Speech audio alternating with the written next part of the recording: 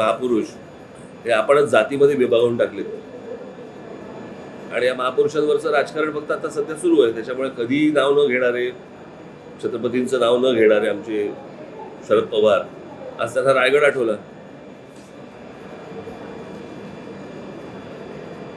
मी मागे ठाण्यामध्ये जाहीर सभेमध्ये मी सांगितलं होतं तेव्हा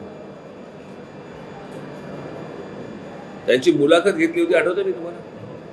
मी तेव्हाही तो प्रश्न विचारला होता की तुम्ही शाहू फुले आंबेडकर नेहमी बोलता पण शिवछत्रपतींचं नाव तुम्ही कधी घेत नाही.